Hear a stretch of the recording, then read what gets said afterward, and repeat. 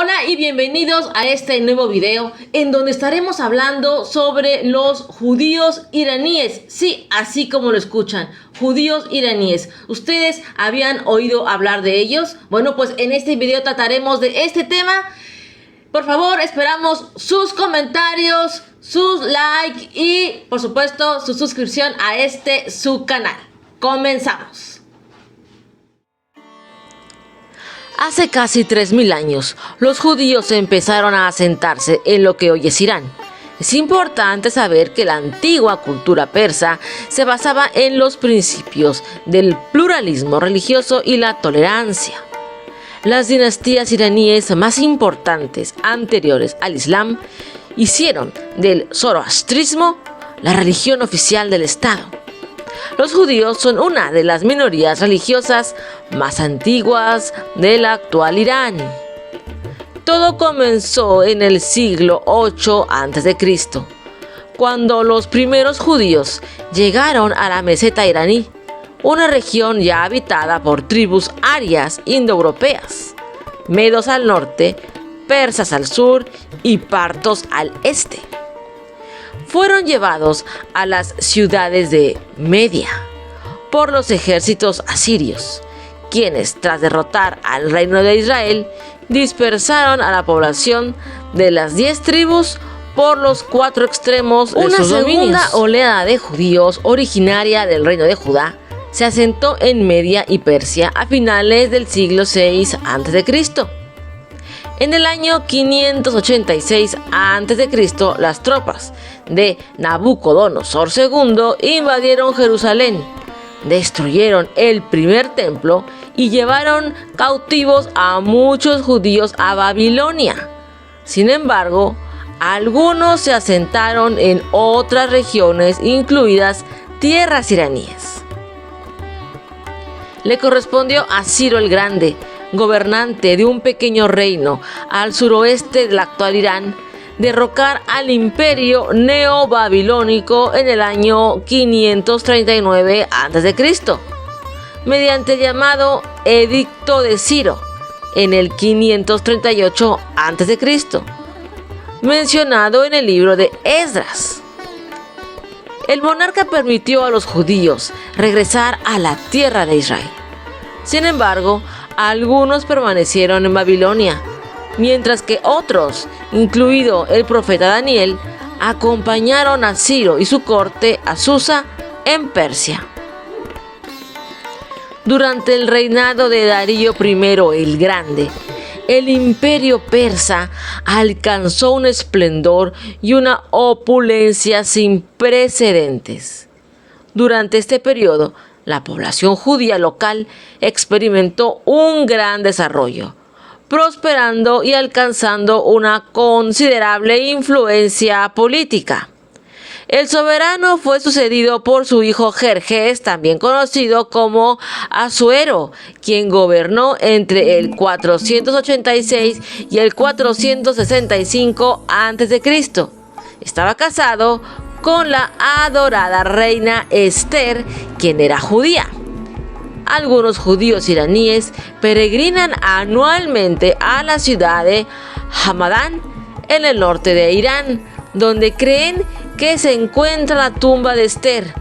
Mujeres de todos los credos en Irán, incluidos judíos, musulmanes y cristianos, han visitado la tumba a lo largo de los años con la esperanza de concebir un hijo. El segundo y tercer imperio persa. En su apogeo, el imperio parto, el segundo imperio persa, del 247 a.C.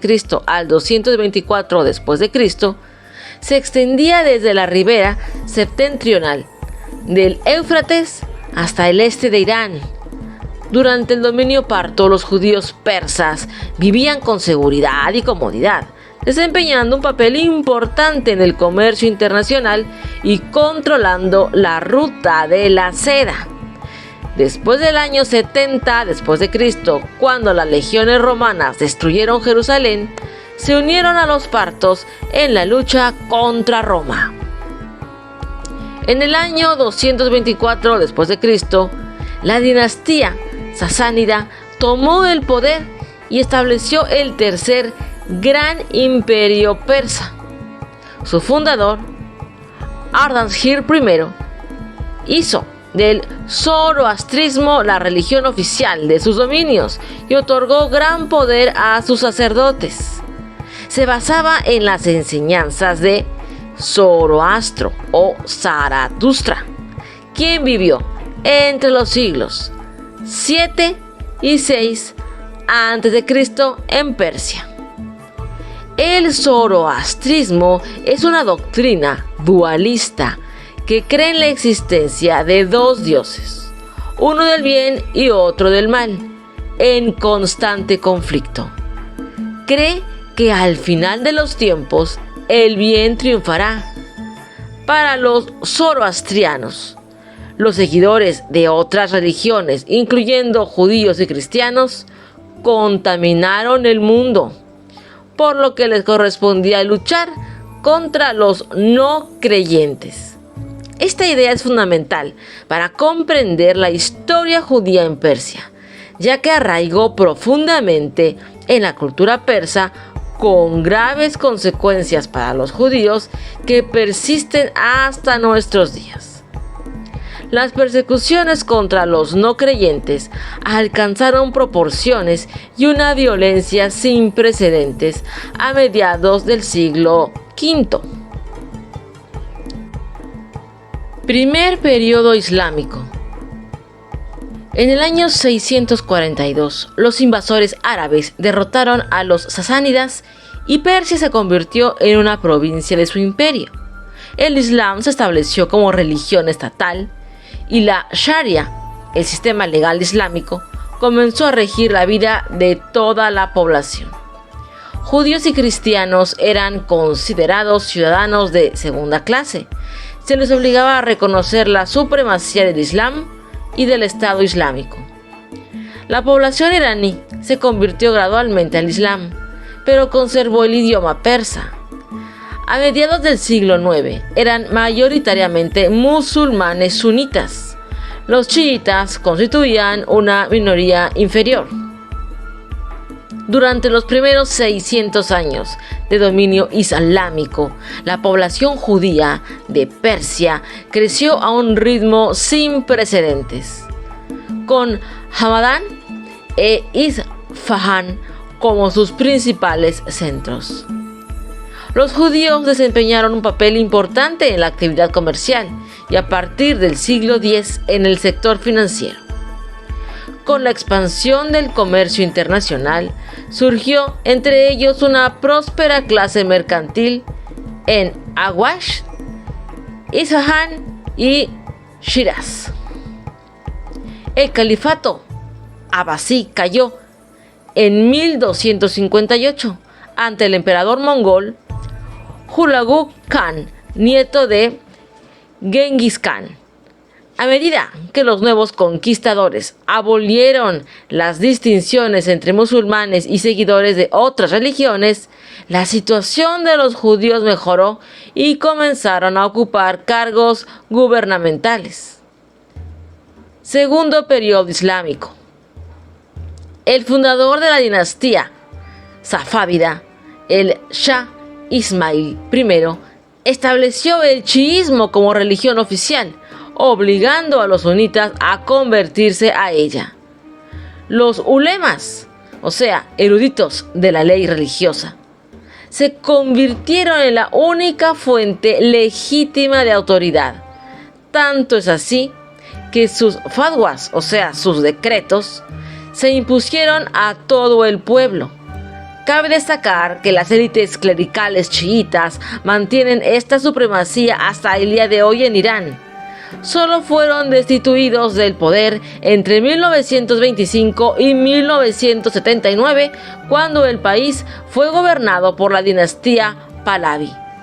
Después de la Revolución Islámica en 1979, recuperaron el poder absoluto.